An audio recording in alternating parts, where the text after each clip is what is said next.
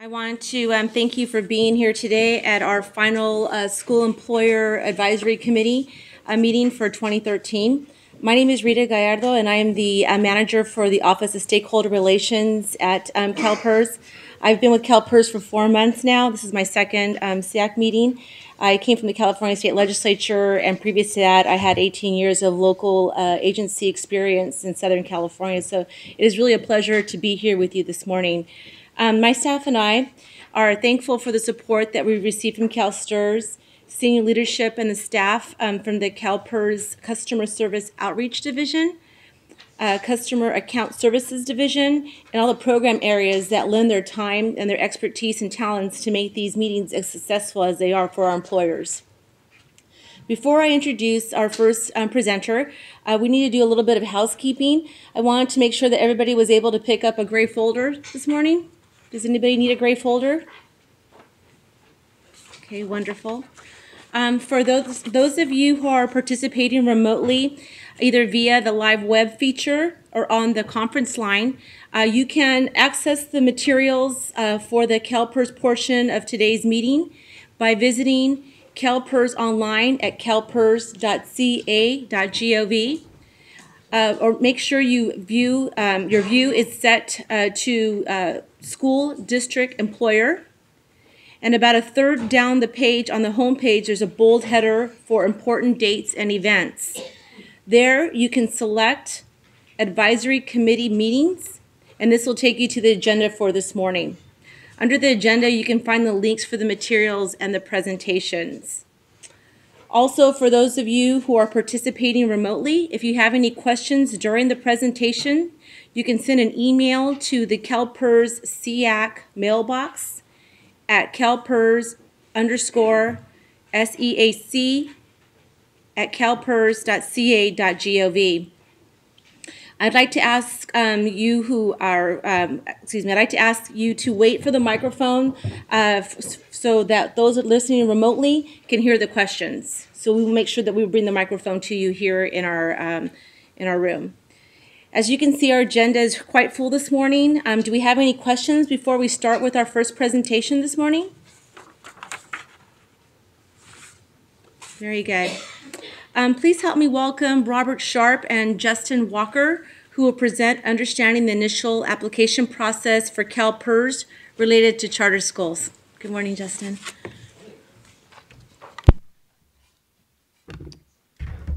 Well, good morning, everyone. As Rita said, my name is Justin Walker, and I'm the operations manager for CalPERS Supplemental Income Plans. Today we wanted to talk to you all just a little bit about the initial application process for contracting with CalPERS.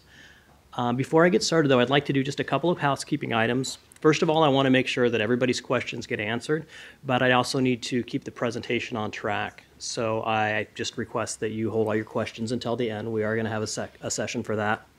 And also, we won't be able to answer any questions about specific agency eligibility during this presentation.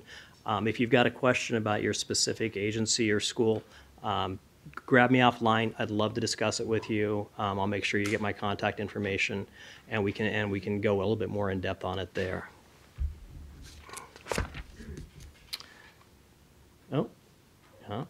There we go. So contracting with CalPERS. At last year's CalPERS Employer Education Forum, we conducted a focus group with agencies from all over the state, all different sizes and types, including school districts. And what we wanted to find out was, what did you like about contracting with CalPERS, but also where were there areas for improvement? And what we learned was that while you like having access to the subject matter expert for whatever area you're contracting with, whether it's retirement, deferred comp, or health benefits, you'd really like to have a single point of contact to help guide you through that initial contracting process. So what we tried to do with the new process is blend the best of both of those.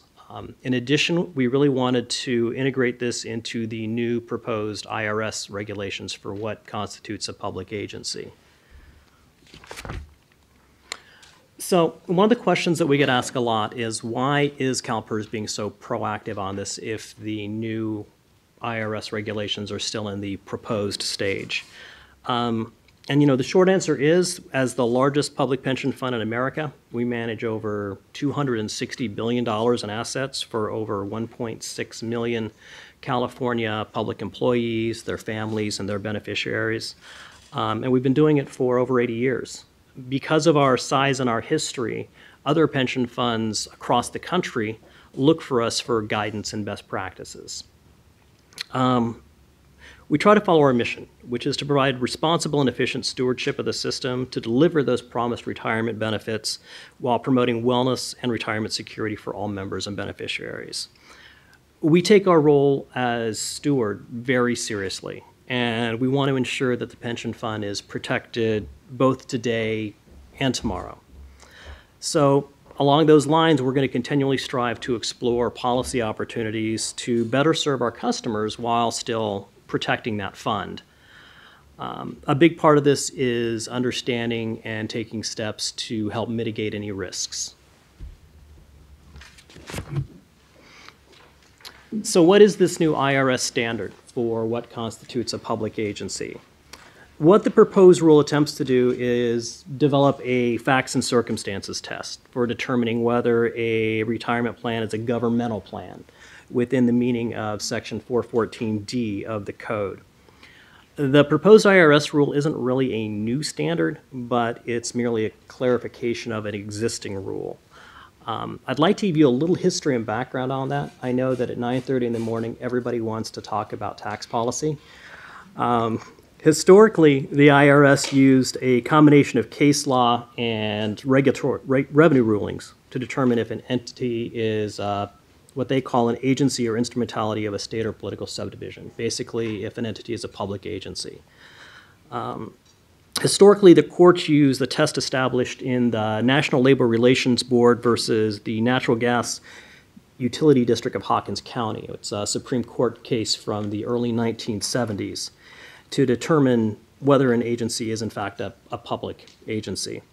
There was a two-pronged test created in the Hawkins County case to analyze whether the entity has been, one, created directly by the state so as to constitute departments or administrative arms of government, and two, is it administered by individuals who are responsible to public officials or the general electorate.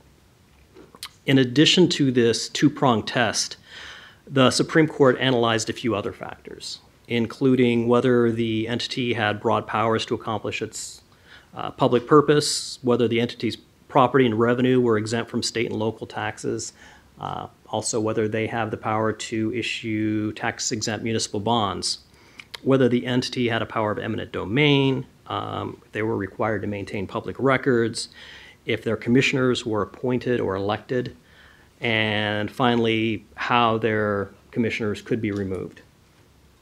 Additionally, the IRS has issued a revenue ruling to provide guidance on when an entity is a public agency. Revenue ruling 57-128, and it listed some additional 6 factors to consider. Whether the organization is used for a governmental purpose or performs a governmental function. Whether performance of its function is on behalf of one or more states or political subdivisions. And they use the phrase state or political subdivision in a lot of this. All a political subdivision would be a county or a city. Whether there's any private interests involved, or whether the state or political subdivision have the powers and interests of an owner. Whether control and supervision of the organization is vested in public authority or authorities. Whether express or implied statutory authority exists for the entity. And finally, the degree of the organization's financial autonomy and the source of its operating funds. Are they tax-derived? Does it come from usage fees? The proposed rule really attempts to combine these assorted factors into a simpler, easier to understand facts and circumstances test. The proposed rule provides the numerous factors have been applied by the IRS, and what they're trying to do is clarify it and come up with one blanket rule. It's important to note that satisfaction of one or more of the factors isn't necessarily determinative if an agency is in fact a public agency. For example, one factor that's not weighed by the IRS is what the entity calls itself. For example, just because an entity calls itself the Education Service Agency of the City of A, wouldn't be a factor in determining whether or not that entity was actually an agency of the City of A. So what is the standard? There are 5 major factors. One is the governing board controlled by a state or political subdivision. 2 is the governing board publicly nominated or elected. 3, do the employees have civil service protection? 4, does the state or political subdivision have fiscal responsibility? And that would include funding responsibilities for the employee benefit plans. And 5, does the agency have sovereign powers of a state or political subdivision? That would include things like the power of taxation, power of eminent domain, or police powers. Now, it's worth noting that an entity that satisfies the control factor wouldn't be expected to satisfy the factor about whether or not their board is publicly elected, and vice versa. An entity with a publicly elected board wouldn't be expected to satisfy the control factor. The IRS also came up with 6 what they call other factors. That includes whether the entity is created by a state government or political subdivision pursuant to a specific enabling statute. Is the entity directly funded through tax revenue or other public sources? Is the entity treated as a governmental entity for federal employment or income tax purposes? And that goes back to the, do they have the power to issue municipal bonds?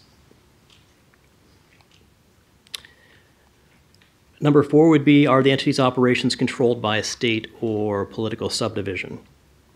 And 5, is the entity determined to be an instrument of the state or political subdivision for the purposes of state law? An example of this would be, is the entity subject to open meeting laws or Public Record Act that you typically see with a public agency? And 6, is the entity determined to be an instrument of the state or political subdivision by the state or federal court for purposes other than governmental retirement plans? There are 2 additional factors that are considered. The first one is if a party other than a state has an ownership, or a political subdivision has an ownership interest, so a public-private partnership, that would tend to indicate that the entity is not a public agency. And second, does the entity serve a governmental purpose? Thank you for bearing with me through the wonderful walk through the history of the IRS and their regulations. Robert's going to take over now and talk a little bit about that initial contracting process through CalPERS. All right. There you go, sir. Thank you, Justin. So what does this mean to all of you as school employers? Well, basically, if you want to contract with CalPERS, and we're talking about a new contract with CalPERS for the 457 program, retirement, or health, you have to qualify as a public agency to be able to do that. How do we determine whether or not you're a public agency? Because you say you're a school, does this make you a public agency? In most cases, yes. But how we determined that was in May of 2012, we sent out a circular letter letting you all know that we were coming up with ways to propose how to define what a public agency is using the IRS proposed guidelines. Then in May of 2013, we did another circular letter saying, okay, this is how we're going to do it. We're going to do it with a questionnaire. And we're going to put it on our website, and if you answer the questionnaire and you provide us with supporting documentation that shows that you are truly a public entity, then you can contract with one of our 3 program areas. The questionnaire consists of 19 questions, and this is what it looks like on our website. And how you get to it is if you go to the public agency employer on our main website, you log in through that.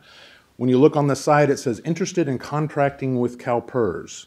It's the 6th one down. If you click on that, it'll take you to this web page.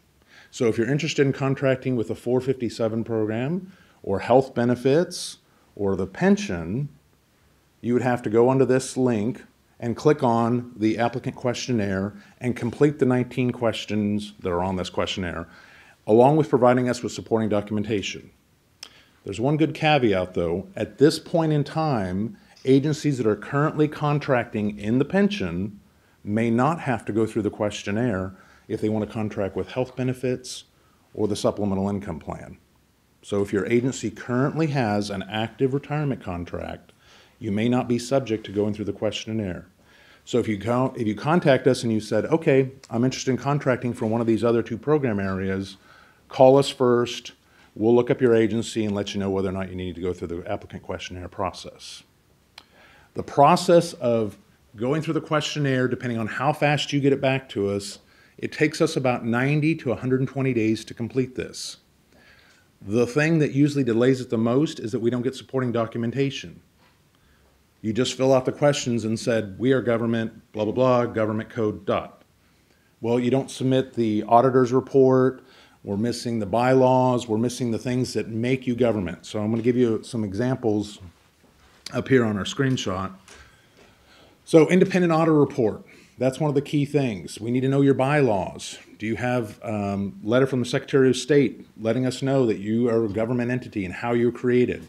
And then how is the board created? Can I just come along and say, hey, you're a friend of mine, join the board? Or are you elected? Also, do the employees have civil service protection? Those are the key things that we're looking for. So Justin gave you the background. I'm giving you the part that's simple and not as complicated. And with that, we'll go to any questions that we have on this subject. Yeah.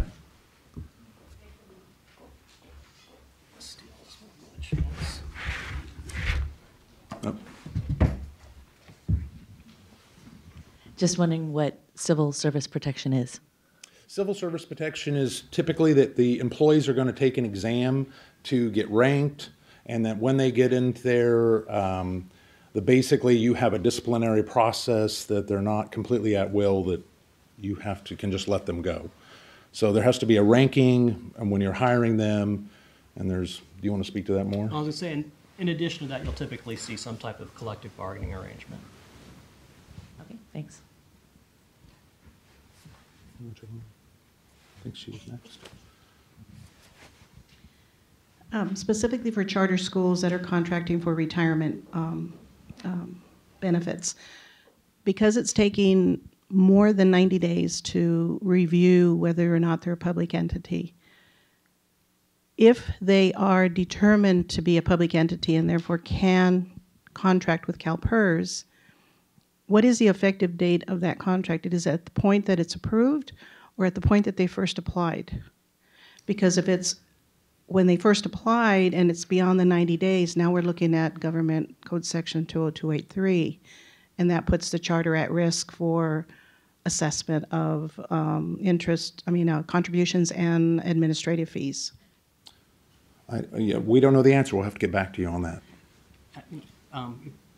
Francis, let me make sure I get your contact information, because that is a very good question. I'm with the Deferred Comp Program. He's with Health, and so we're not the pension experts, but I want to make sure that gets answered. We'll route it to their management.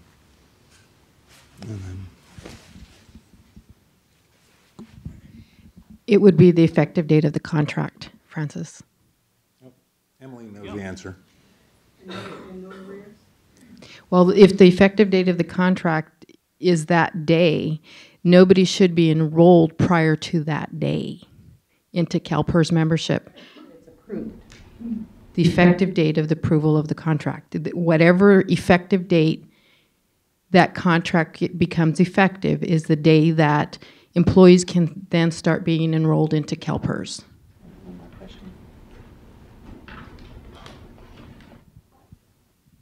So in the meantime, they're not allowed to collect contributions from the employees, but they need to be covered by something because of the Social Security mandate. So they would have to either have Social Security or some alternative up to the point that they get approved?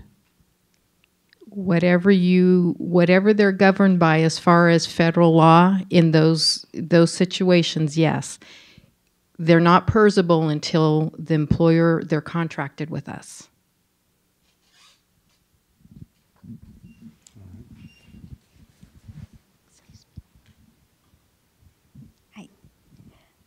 I would like to know if Department of Education, when they form the charter school, do they check all these items, simple items you mentioned? I'm just kidding.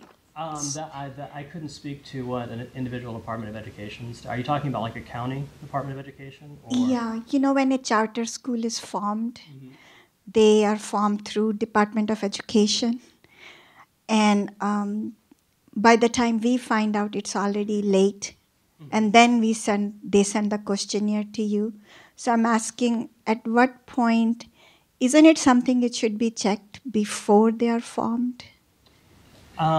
I can't speak to an individual. Yeah, how the department does. Department of Yeah. Education's process is. I would agree presumptively you would think that would be something that's thought about, but I can't speak to their individual processes. Oh, and you don't know if they do?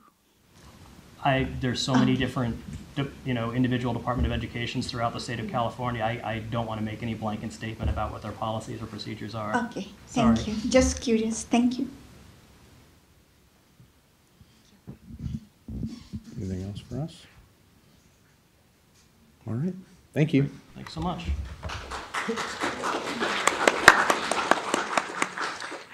Thank you very much.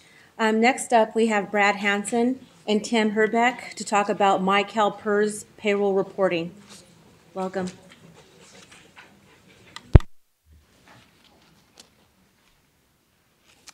Good morning. How's everyone doing today? Good. I know I've met a lot of you before, but my name's Brad Hansen. I'm the manager over the CalPERS payroll unit. And with me today is SEAC legend Tim Herbeck and my CalPERS guru. He knows a lot about my CalPERS, so it's an honor to be presenting with him today. Let me go over our agenda. We're going to cover these 4 bullets. I'm going to cover effective communication. Then I'm going to pass it over to Tim. He's going to talk about business rules and validation and system enhancements. And then I'm going to wrap it up to talk about escalation issues. And also, as well, there'll be time at the end to ask questions, so please hold your questions to the end.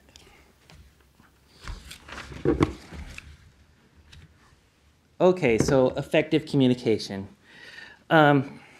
Over the past year, I know that we've had several system changes that have really impacted the school employers, as well as our public agency employers. And our communication in some cases has been lacking. We didn't get out communication until the day of the change. Sometimes it wasn't until a few weeks after, and other times we didn't communicate anything.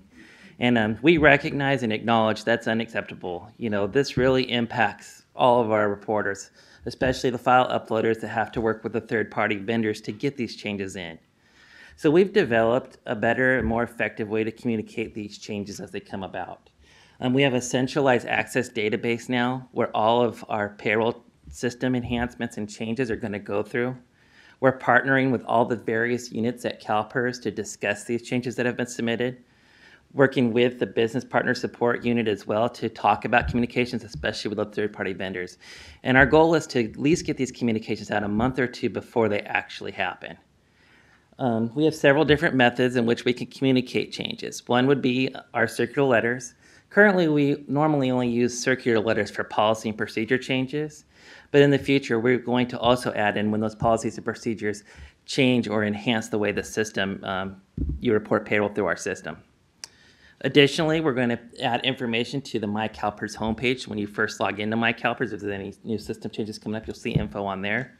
And there's also a page on the website, CalPERS News for Employer, which will add information in as well. Additionally, at the forum, I talked to quite a few of you guys, and there were some changes that you still requested something in writing saying that we changed it, like the IRC limits rule. If you ever need a template letter, you can always send me an email or give us a call, and we can send you a letter that states exactly what we did to change. Okay, so now I'm going to pass it over to Tim, and he's going to talk to you about business rules and validation.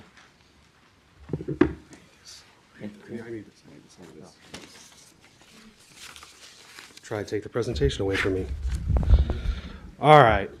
So good morning, everyone. And I'm going to kind of piggyback on what Brad said. I realize that it's a very difficult time every time we go through implementations and new releases, adding new business rules which cause additional payroll errors or enrollment errors. And the two of us are working more closely now than we ever have to make sure that, one, we test before a release the new implementations, 2, that we understand what changes it would cause and the frustrations that potentially may be on your end, and then make sure that we can try to communicate it out as quickly as possible. With the understanding that, you know, from our perspective, sometimes we learn of changes or we learn of things a week or 2 weeks before a major release as well, just by the timing of when they can put a fix in. So I have to, again, you know, apologize to all of you because it is really my job to make sure I communicate those things out to you. Now, going forward, I've been asked a lot of questions regarding, you know, where are the business rules that dictate how payroll is processed and what it errors out. And I don't know if all of you are aware, we do have what we call the business rules. It's a 312, BRS 312 document that's within the technical toolkit that's found on the file readiness side of My CalPERS Online. So if you ever go there, it's a zip file. You have to go through the employer side of of CalPERS Online, technical resources, and open up the zip file. I've noticed that most people who look at the zip file are truly the software vendors that you utilize to learn what schemas, what the file formats need, you know, what is the technical aspects of My CalPERS to create a software application. And we hid the business rules in that zip file. So it didn't really make it easy for you to find, okay, what are all the business rules? So I believe, and I'm hoping as of last week, I've taken it out of that zip file and put it on where you can see the data element definition document. And so that it's going to be in the zip file for your software vendors, but also it's going to be on the home page or the employer page too. So you'll be able to look at the data element definition documents, couple it with the business rules. The data element definition document as well as there, it's where it shows you what's conditional, what's required, what's optional for payroll reporting, everything that's in your payroll file. What we're looking at is how can we make it even easier for you to, one, understand what the true errors are, and two, understand what validations we have. And so what we're looking to do is by mid-spring, because that's the soonest that we can make these changes, is one, make sure the data element definition document that shows the conditional, optional, or required elements within your payroll file are clearly defined. And then two, look at the business rule document and say, okay, does this error really make sense? I know the biggest complaint I have from most of you when you call me is that the error that we display on the page or within the file doesn't actually tell me what the true problem is. It doesn't make sense a lot of times. So we are working together, Brad and I, to make that a more meaningful error, to actually call out what the true issue is. In addition to that, a lot of times you'll see that if it's an appointment issue, say for instance, the person retired and you're reporting payroll after the retirement date or after the separation date, you'll get a whole bunch of errors. One saying no contributions are reported, total hours worked is required, you know, all these other things that just truly aren't related to the payroll that you're trying to report. So what we're looking to do is, one, try to see if I can create a hierarchy to the level of validations that it would stop right there at the appointment level to say, this person's payroll record end date or the payroll record end date occurs after their separation or retirement date. That's it. So we're not going to give you 15 errors anymore. So hopefully that'll help you go, okay, now I know exactly what to fix. I'm not going to focus on all these other errors, especially if you download the error report and try to filter by errors to see which ones are there. Hopefully with these changes that we have planned for mid-spring of next year, it'll make it easier for you to do your jobs and get those payroll records posted timely, which then will also ensure that your billing is updated timely, the people can retire timely, and all the adjustments are there, right? Because if payroll records are in suspense status, I know that there's issues all the way through the billing aspect. So let's get into what I understand you had many questions on the last CEAC meeting, which were some system enhancements that we made in July, August, September, and October. So we had the retroactive salary adjustment and retroactive special compensation adjustment. We made additional validations. One, we took out reporting special compensation from the retroactive salary adjustment. Again, retroactive salary adjustments are really meant to be, there was some kind of decision to give a person a salary raise. We're going to report the new pay rate, the additional earnings, and the additional contributions. That was what the retroactive salary adjustment transaction is supposed to be for. We took out special comp because we understand that there's reasons for validations that special comp needs to be reported. And so we created a retroactive special compensation transaction, which was always there. But what we made required now is that you have to give us the pay rate and the pay rate type. That's the only way that we know what position, you know, that you don't give us position titles at time of enrollment, but you do give us different pay rates. What pay rate or position do you really mean that special compensation to be tied to? And that's why we need the pay rate and pay rate type, because it does tie back to that original transaction. All this, really what it means is that we're going to get more accurate reporting of compensation, we're going to get more accurate calculations, and we're going to use it for better validations. I mean, our job really at PERS is to make sure that when a member retires, that we process their retirement as efficiently and accurately as possible so there's no delays in getting their retirement warrants out. Also, to make sure we get it right the first time, because we don't want to constantly do adjustments 6 months, 8 months, 10 months down the road where we start to change their money because it's their livelihood. So we have to make sure at time of payroll processing that we get it clean as possible. And that's the only reason why we have these validations. I realize some of them are taxing on you. They're hard and difficult to get through.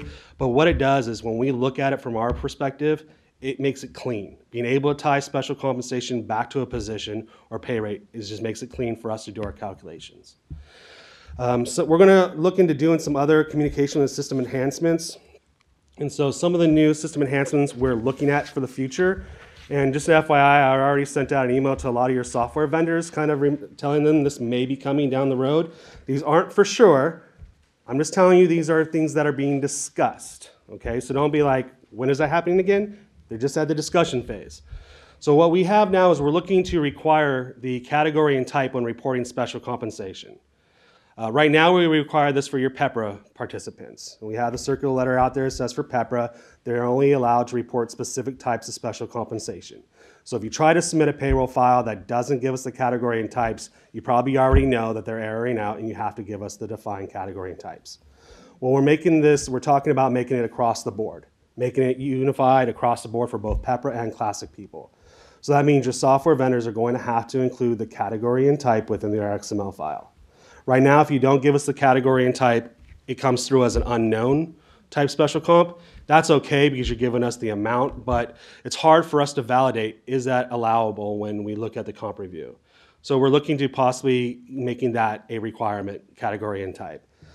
Speaking about that, I don't know if any of you have recently got new errors associated with special comp. If the category and type are not in sync, which means you don't give us the right like incentive pay, and the category and types don't match up, then you may get an error. But I don't think any of you have that problem because I think the software vendors pretty much did a good job. And if you don't give us the category and type now, it just comes over as unknown, so it matches. But if you do get unique errors now, it's because you're probably trying to give us uniform allowance as a assignment pay or something and just not coming in sync. Another possible implementation we're going to do is right now there should be resolutions for doing tax deferred member contributions, employer paid member contributions. There's a whole slew of resolutions that you can contract for and have signed. Right now we don't have validations that are erroring out your payroll records. They come through as exceptions. So a lot of you don't even have those necessary resolutions on file to report things on a tax deferred basis. So eventually we're going to possibly turn those from an exception to an error. So my recommendation is if you are reporting that way, just to look at your resolutions, make sure they're accurate. And if you don't see them on my CalPERS, work with our contracts team to get those resolutions in. You're just doing it ahead of time because if we make the change, if you do it now, you're not going to suffer later, right? So again, these are just possible things that we're looking at doing in 2014. With that, I'll turn it back over to Brad for escalated issues, and I'm sure you'll have questions, so I'll come back when you have questions.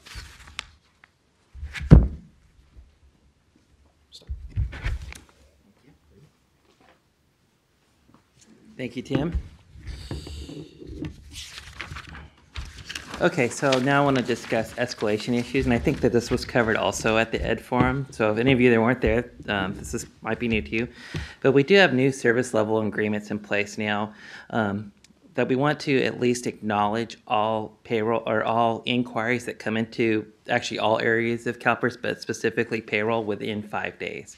And an acknowledgement means that at the very least, we will call you back and let you know that yes, indeed, we received your inquiry and that we're working on it. Our goal, obviously, is to close all of our inquiries within 5 days. And I will say right now, the payroll unit is meeting that service level agreement.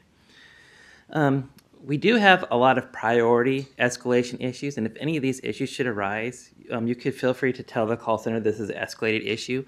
Kind of skipping ahead one bullet, there's also a new phone number, employer response team. That 1-800 number up there. So if you have any of these escalated issues that you need addressed immediately, you can call that number. If you have a participant or a member that doesn't have his payroll can't post or her payroll can't post to make them vested for retirement, we consider that an escalated issue. So if you have an issue with payroll, you can call that number. If you have issues with your financials or year-end closing, where money maybe was associated to the wrong rate plan, you can call that number as well. And if you have an interest assessment that you don't feel was truly should have been assessed, you can also reach out to that number.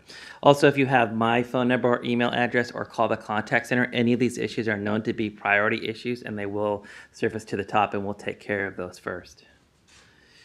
Okay, so I'm going to open it up now to questions.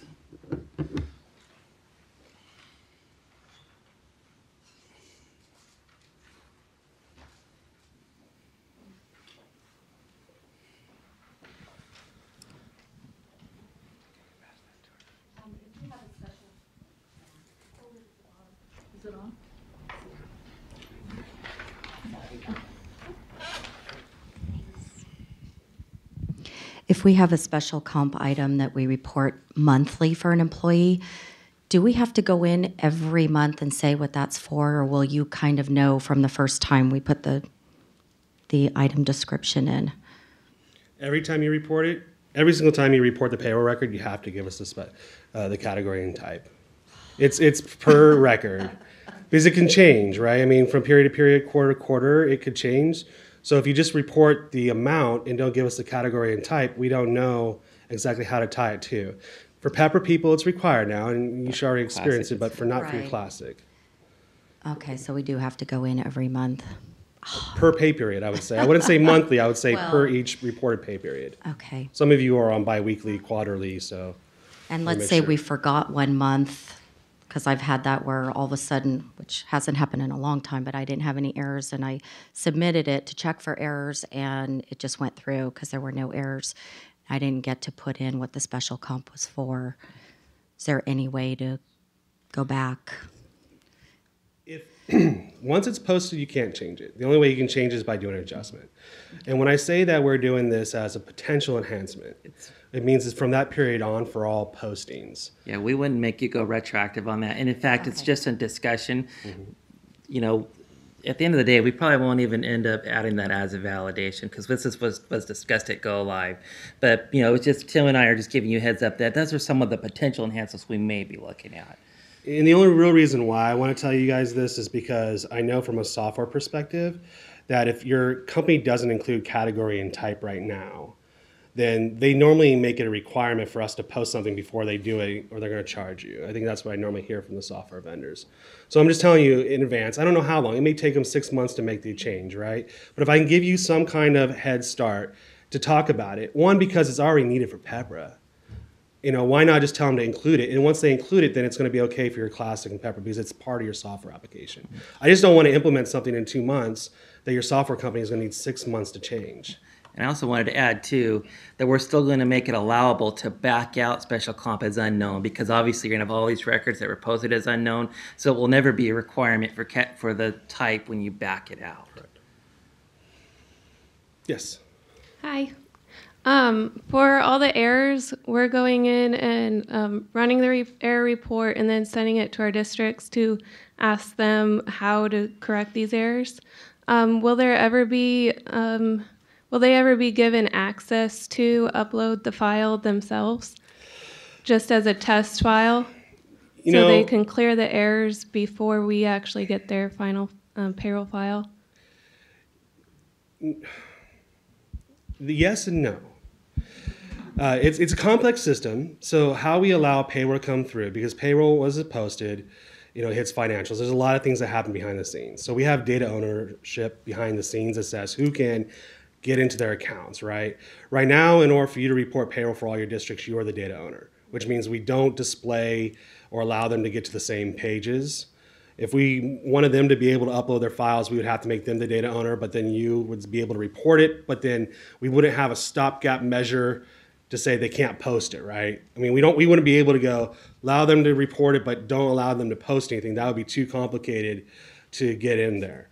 I can say what we could do is maybe if you want to have specific files, we can give them to the test environment to allow them to upload and look at their errors. You I know the error report right now is a Cognos report specific to who the payroll data owner is. I'm looking at enhancing some of the Cognos reports that says if you are the person where the appointment resides, I should have the freedom to see my own data. It's kind of complicated to get into the coding for that, but I've already started those conversations with the developers to say, okay, a district should be able to run their own error report and look at their own stuff, but not be able to post things to a member's account or to hit financials. So, I mean, it's hard. We would have to work together to figure out how you best want to implement that, and then we can change the data ownership and test it beforehand. If you want me to do it, we can try to see how it is in the test environment first to kind of get it going that way. And then if you're happy with the results, move it over to the production environment. Okay, thank you. Everybody looks so gloom. Normally when I'm up here, you guys are all smiling. Any other questions? Yes. Where do I find a list of these category and type codes? The special compensation category and type codes are in the payroll data element definition document. So on the My CalPERS for employers web area of CalPERS online, you go to technical resources, and then underneath the technical resources page, you'll see data element definitions. And we have them there for your payroll, for retirement, and for health enrollment. We also have the business rules for health and retirement enrollment in that zip file I was talking about. But for most part, I only took the payroll one out right now because that's kind of the most frequently asked document we have.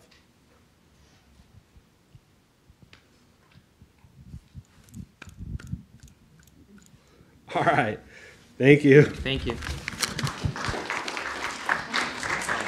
Thank you, Brad and Tim. Question? Is there a status update on handling retroactive pay increases for people with multiple positions? Yes, you're going to have to back them out using a prior pay period adjustment. That's the end of story. Sorry. The reason is Forever because and ever? Forever and ever. The reason why we cannot do matching it back, right? And this is the question I get every single time I talk to schools. Your only options are this: either start enrolling them correctly, creating the appointment, storing the appointment, and reporting the appointment, and you won't have the problem. Or you have to do a prior pay period adjustment to back out the original to do a salary increase. Because if you have more than one pay rate, and say they're both $15 and $17, and you do a retro salary adjustment of $20, which position do we tie it to? We don't know. And because of some of the new implementations we're doing where we can offer different benefits, level of benefits, we can offer different retirement formulas by position, collective bargaining unit, by groups. Each pay rate has to be associated to a position, and therefore if we can't tie it back, we don't know how to properly administer that person's benefits. So if right now, if you're doing a retro salary adjustment and you choose not to do enrollment to capture the appointments, your only option is to do a prior pay period adjustment to back it all out and then re-report it. That's the only way we can properly capture all the information. Sorry.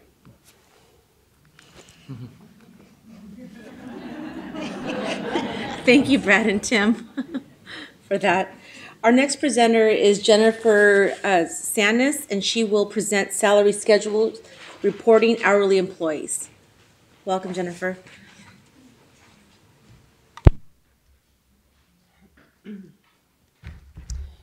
Hello, good morning. I see a lot of familiar faces out there from being at the Ed Forum, my first time this year. But for those of you I didn't see, again, my name is Jennifer Sandus, and I am in the Compensation Review Unit. I'm going to be talking to you this morning about salary schedules, more so in general. Salary schedules are a big instrument in verifying the pay rate information that you report. But first and foremost, please let me thank all of you for taking the time to better understand and familiarize yourself with the requirements that CalPERS has for our program, particularly in comparison to what you have to learn for STRS and maybe how you maintain things in your own payroll office with your own books. So thank you so much for your interest and effort. Pay rates, as I said, are verified through the salary schedule. It is the main instrument that we use. If you look at the government code that actually defines the pay rate, you'll see that the definition, whether it's under 20636 or 20636.1, that pay rate is the monthly rate, a normal monthly rate of pay paid to similarly situated members of the same group or class for services rendered on a full-time basis pursuant to a publicly available salary schedule. Now, there's a couple of phrases and words that I'd like to focus on in that line of the code, and that is normal. And I know many of you have heard this before, but we do really like to stress this, that normal is a very key word. It's predictable, it's stable, it's steady. It doesn't really change too much, and that's the pay rate. It's for services that are rendered on a full-time basis. That means regardless of whether the employee is part-time or perhaps even how you define full-time, if we're talking about classified employees, it has to be for full-time services. And then again, it has to be pursuant to your publicly available salary schedule, which is what we're talking about this morning.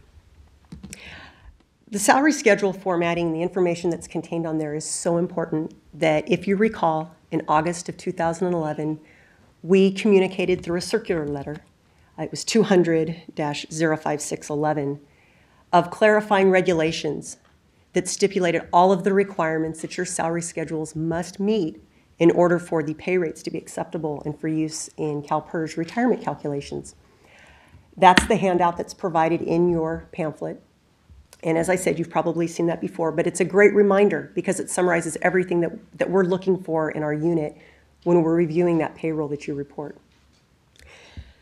First and foremost, it has to be duly approved and adopted by your governing body and in accordance with all applicable public meeting laws.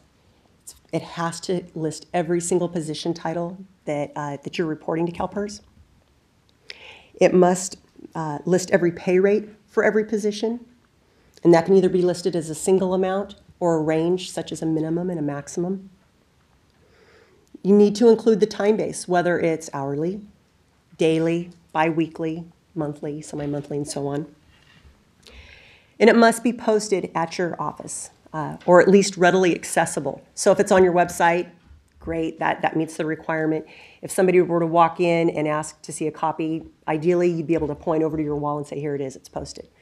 But if somebody such as myself or one of my colleagues were to contact you and ask you for that information, if it could be readily available, that would be great.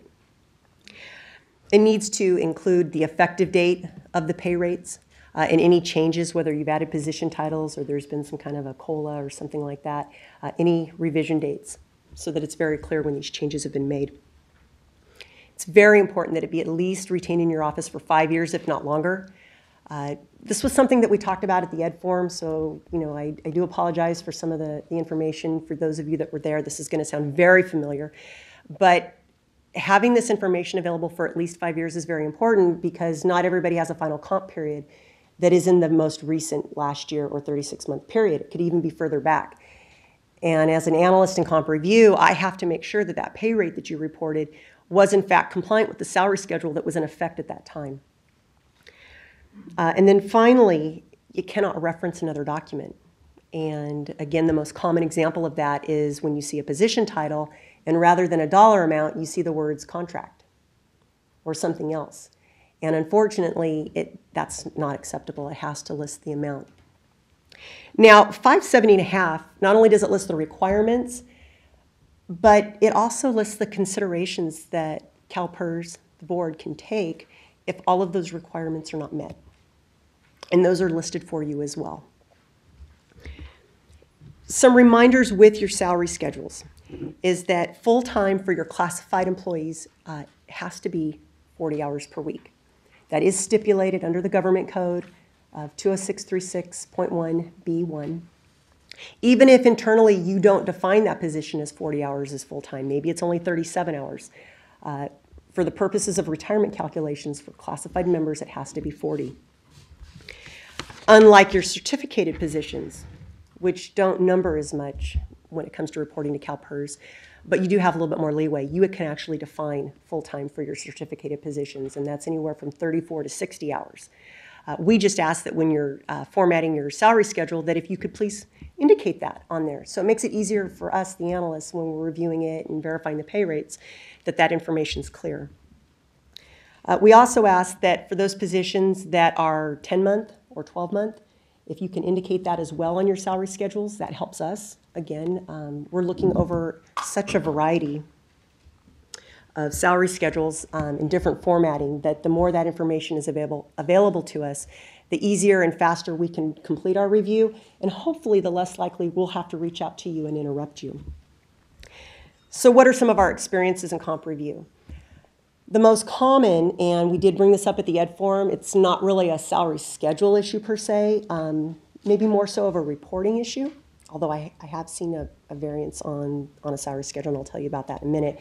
But it has to do with pay rate conversions.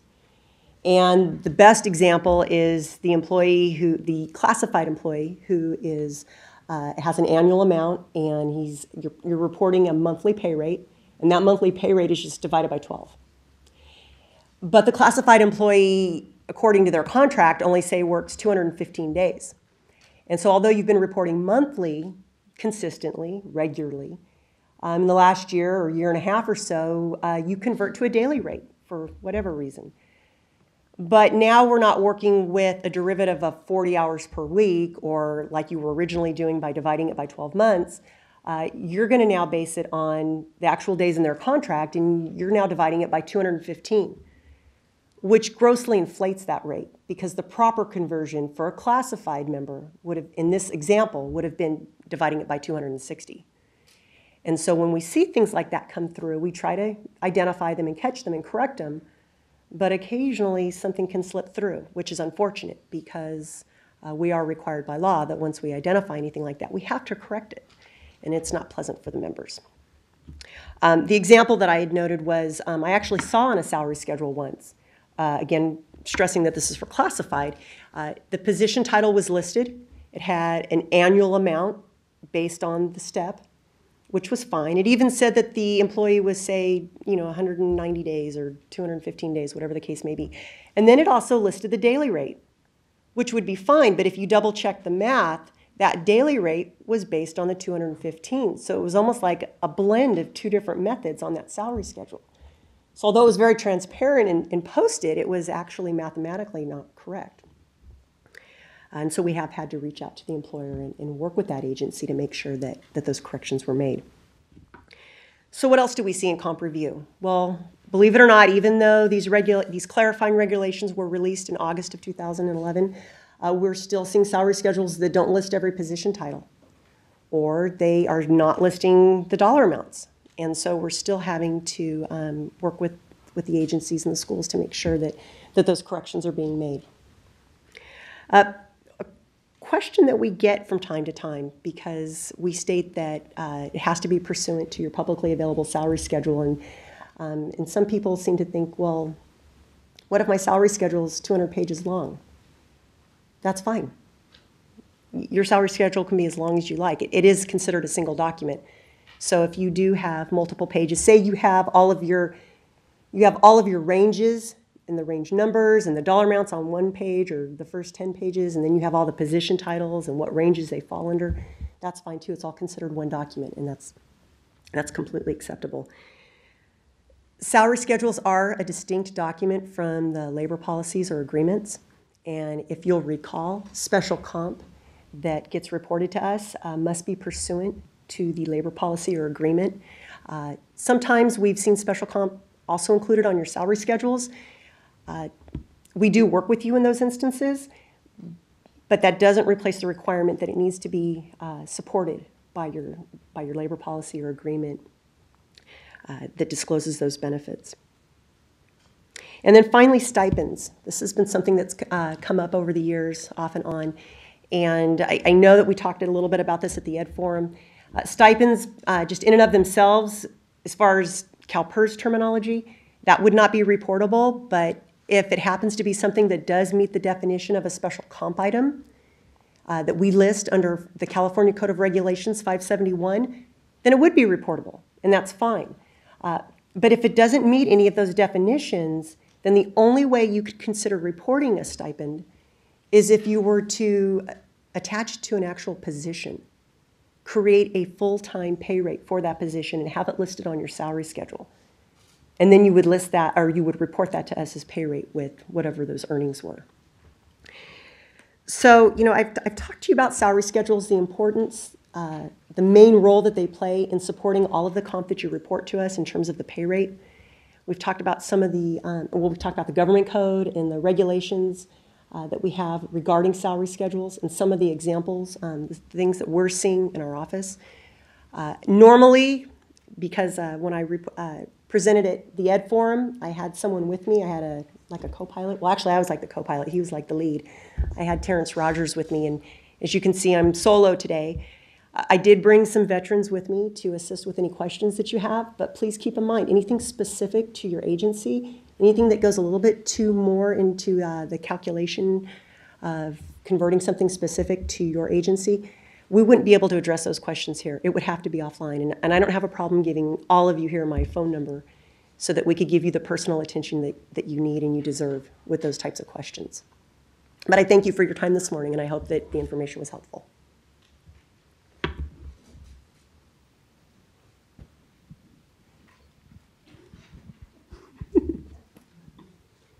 We don't publicly post the executive salaries at our district. What are the repercussions for not doing so? Well, that would probably be more so on a case-by-case basis, but it does have to be publicly available. Marion? So if it's not, is there any repercussions for not doing that? Hi, this is Marion Montez. I'm a manager of our compensation. So yes, this would impact your members greatly. So if they're not on a publicly available pay schedule and they go to retire, what may happen is we may have to use another position that they were in where it was publicized. So if you look at the regulation, you can see Part B talks about other things that we could look at. So they may not actually get the full retirement that they're expecting. Okay, thank you.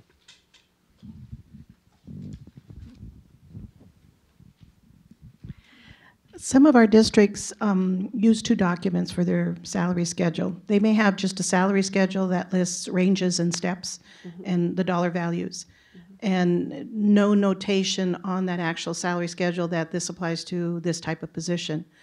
But they have another document that will be the description or job specification that lists the ranges that that job will be paid at. For example, your salary schedule might say range 1 through 10, steps 1 through 5, and then have the dollar values.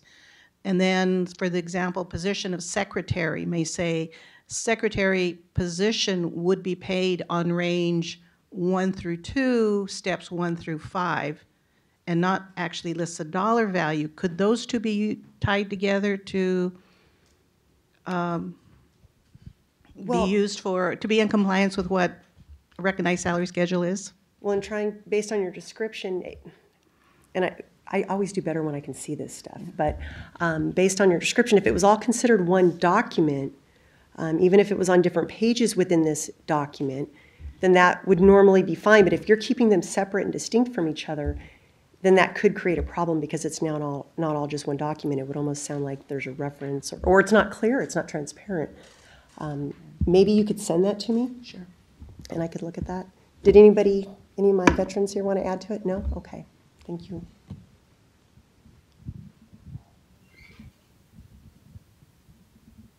Okay. Anybody else? Thank you. Thank you, Jennifer. We're going to go ahead and take a break at this time. It's 10:30. We'll start in 10 minutes, 10:40. Thank you very much.